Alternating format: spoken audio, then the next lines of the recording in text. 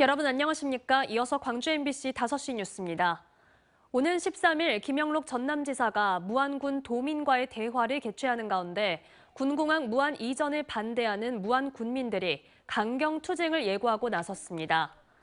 광주 군공항 무안 이전 반대 범대위는 한평 도민과의 대화는 대화의 장이 아닌 김 지사가 일방적으로 한평 군민을 설득하는 장이었다며 그런 무의미한 대화는 필요 없는 만큼 도민과의 대화를 원천 봉쇄하겠다고 주장했습니다. 올해 말 수탁기관 계약이 종료되는 광주시립 제2요양병원에 대해 보건의료노조가 광주시에 직접 운영을 주장했습니다. 보건의료노조 광주전남지부는 오늘 기자회견을 열고 병원 정상화를 위해 광주시가 병원의 공익 적자를 부담해야 한다며 공공의료를 위해 광주시가 나서서 문제를 해결해야 한다고 주장했습니다. 한편 올해 말 수탁기관 계약이 종료되는 시립 제2요양병원은 현재까지 수탁기관을 찾지 못해 내년부터 운영이 힘들 걸로 보입니다. 황일봉 5.18 부상자회 회장이 자신을 직무 정지시킨 처분이 부당하다며 임시이사회 결의 효력 정지 가처분을 냈지만 법원이 받아들이지 않았습니다. 광주지법 민사 21부 조영범 부장판사는 황 회장이 5.18 부상자회를 대상으로 낸 징계 처분 및 이사회 결의 효력 정지 가처분에서 황 회장의 신청을 기각했습니다. 5.18 부상자회는 지난달 5일 임시이사회를 열고 황 회장이 직권 남용을 했다는 이유로 5년간 직무를 정지시키는 징계안을 가결했습니다.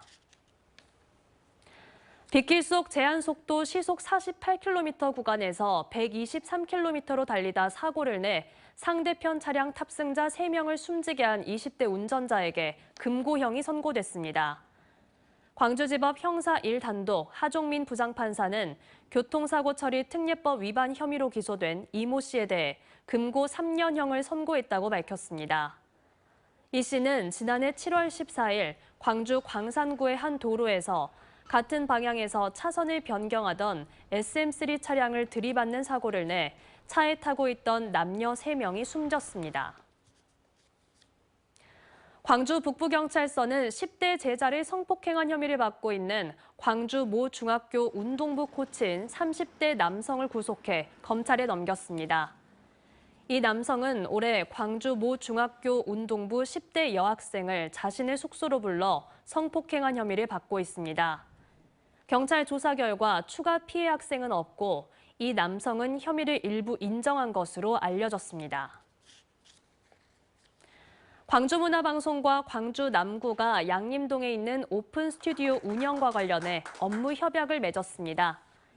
양림동에 있는 오픈 스튜디오를 앞으로 보다 적극적으로 활용하기 위해 맺어진 이번 협약으로 인해 펭귄마을 공예거리와 역사문화마을 활성화가 앞으로 기대됩니다. 광주은행이 겨울 한파에 대비해 한겨울 쉼터를 운영합니다. 광주은행은 한파와 폭설 등 겨울 찬바람을 피하기 위해 128개 모든 영업점에서 내년 2월 말까지 한겨울 쉼터 운영에 들어간다고 밝혔습니다. 영업점을 찾는 고객에게는 쉼터 제공과 함께 휴대용 핫팩을 무료로 나눠줍니다.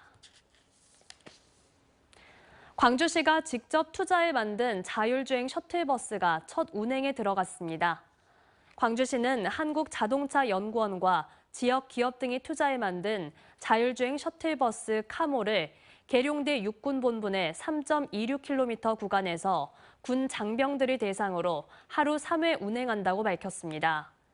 최대 15인승인 자율주행 셔틀버스 카모는 내년 말까지 계룡대와 광주 빅그린 산단 일대에서 실증 사업을 거쳐 오는 2025년 상용화될 예정입니다. 언제 어디서나 내 손 안의 뉴스. 광주 MBC 뉴스 유튜브 구독으로 함께하세요.